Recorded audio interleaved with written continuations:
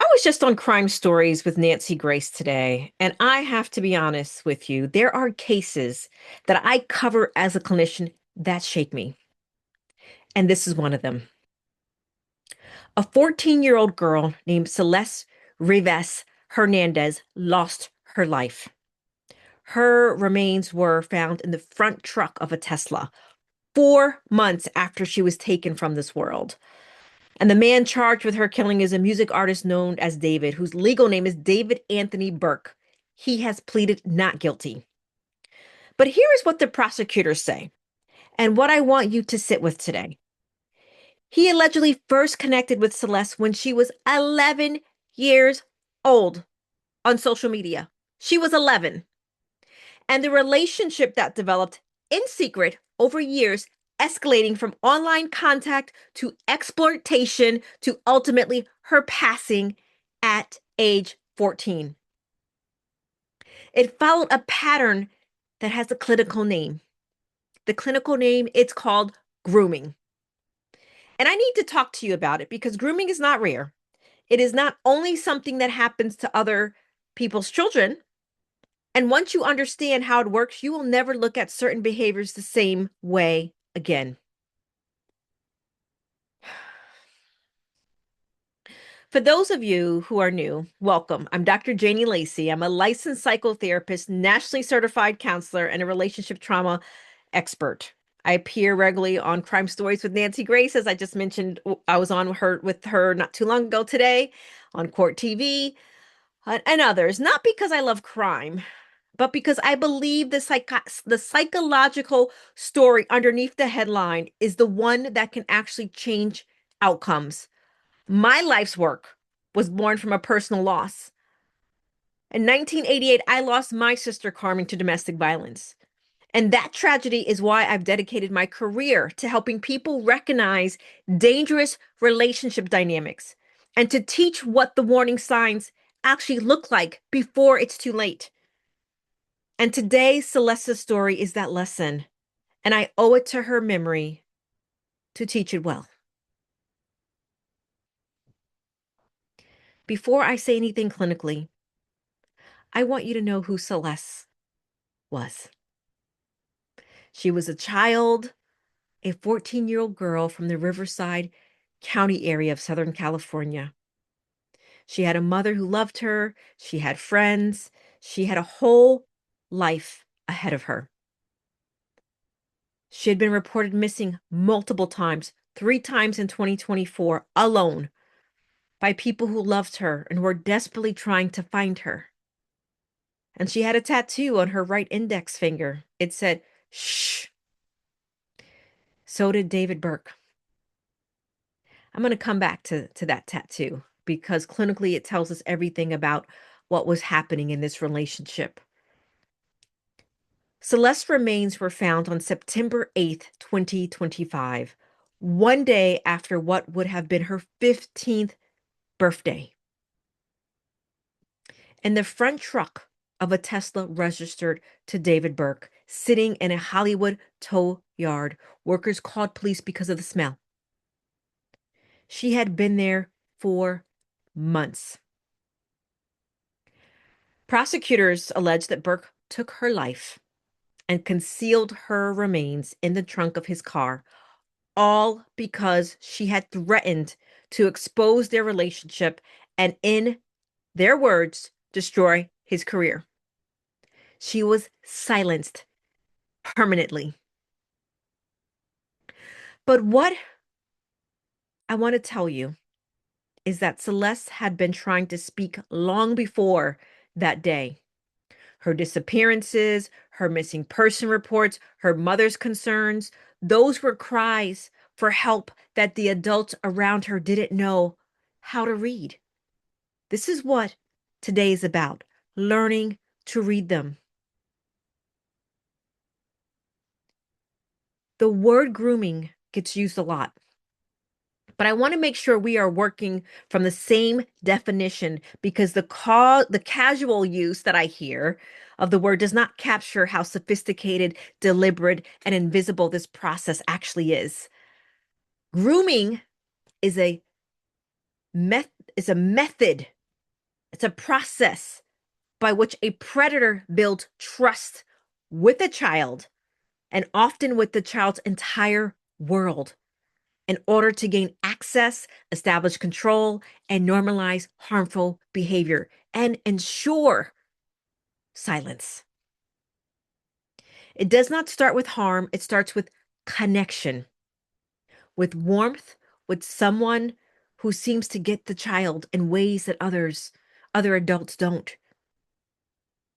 In the case of Celeste and David, prosecutors allege this process began when she was 11 years old, initiated through social media. He was 16 at the time. By the time she was 13, prosecutors alleged the relationship had escalated into exploitation. By the time she was 14, she was gone. 3 years from first contact to the unthinkable. And almost no one in her world understood the full picture of what was happening. Let's talk about stage one, target selection. Predators do not choose children randomly. They observe, they identify vulnerability. A child who is going through something, who is searching for connection, who may feel unseen or misunderstood. Social media is, for a predator, a targeting tool. It allows them to observe a child's emotional landscape before they ever say a single word. Stage two, building trust with the child and the gatekeepers. This is the stage that confuses families the most. The predator is often described as wonderful, attentive, generous, special. Burke's own friends reported he believed that Celeste was a 19-year-old college student because he had positioned the relationship to make everyone around him see what he needed them to see. That is not an accident. That is strategy. Stage three, filling a need. Every child has unmet needs. The predator identifies those specific needs and fills them. Attention, admiration, the feelings of being chosen.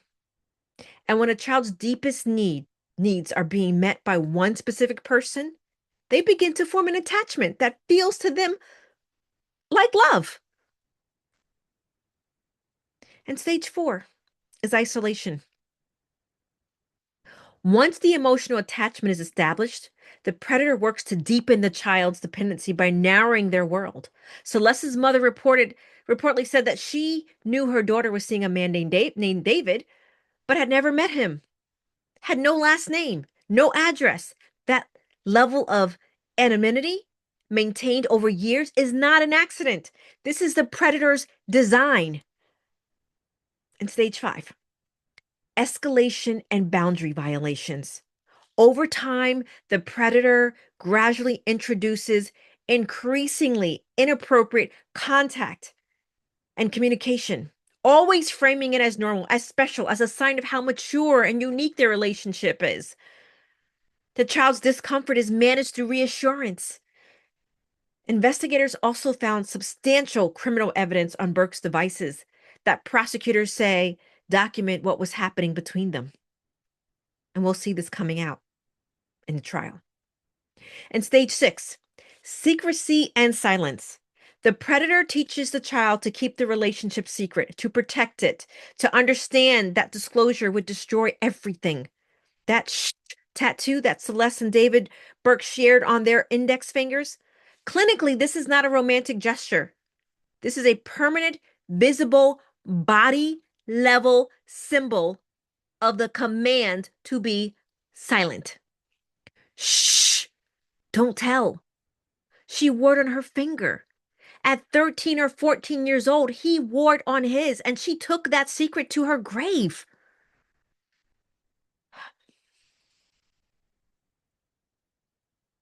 Let's talk about red flags. Red flag number one, a relationship with a significantly older person framed as special. Age gaps that are unremarkable between adults become deeply significant when one party is a child. A 16-year-old connecting with an 11-year-old is not a peer relationship. It is a power differential relationship. That framing of being special is by design. Red flag number 2. Increasingly, the secrecy about one specific person. When a child becomes persistently secretive about one person, no name, no access to conversations, deflecting every question, pay attention. Predators require secrecy. They engineer it. It is not a side effect, it is a goal. Red flag number 3. Unexplained gifts, money, or access to adult spaces. How does a 13-year-old gain access to age-restricted events? Someone brings them in deliberately as a gift and a tool of normalization. These are grooming tools. They create obligation and deepen attachment. Red flag number 4. Withdrawal from family and established friendships.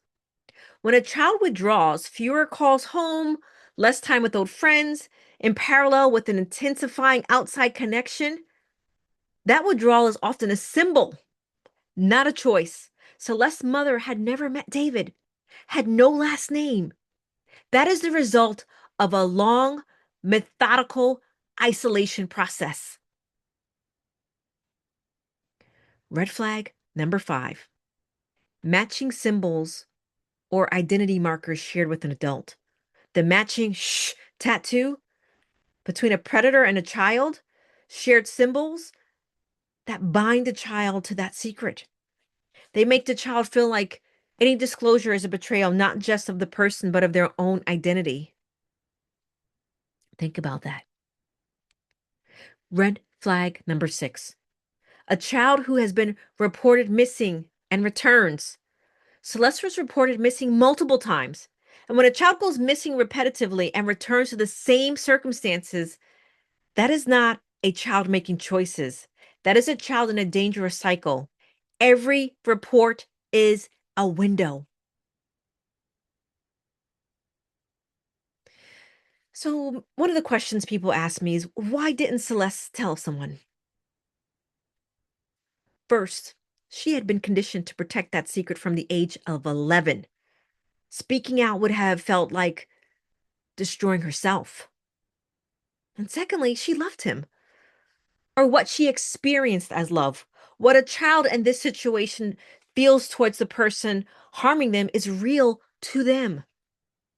It is a product of deliberate, sustained emotional manipulation. The brain under these conditions does not experience the relationship as dangerous, it experiences it as central to their being. And third, she had been taught in ways both explicit and implicit that she would not be believed, or that speaking out would cause harm. That tattoo was not just a symbol, it was an internalized instruction. And fourth, the systems around her, as loving as her family was, they did not have the tools to understand what they were seeing. When a child is being groomed, silence is not consent. Silence is a symptom.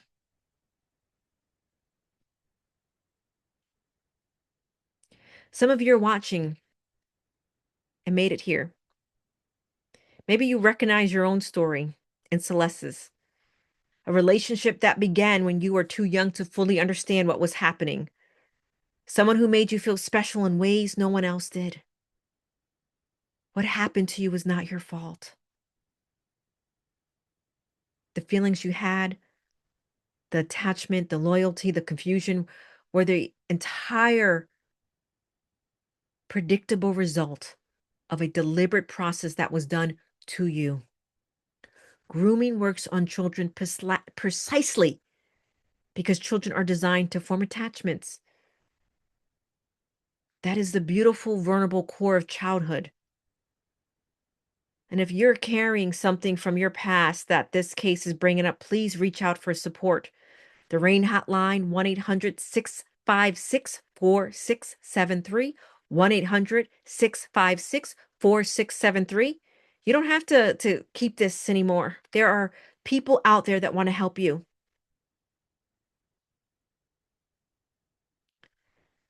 Talk to your children about online relationships early and keep talking. Not once, but ongoing. Have open conversations about who they are talking to online, what those relationships feel like, whether anyone asked them to keep things a secret. Teach your children that secrets about people are never okay. Surprises are temporary and joyful. Secrets are permanent and isolating. No adult who genuinely cares for a child should ever ask that child to keep their relationship a secret from parents. Full stop. Know the names, know their faces, know the ages. You should be able to answer, what is their full name? How did they meet? Have they spoken to this person? A person in a child's life in a healthy way will not resist parental knowledge. Only someone who has something to hide insists on remaining anonymous. Take every missing person report seriously.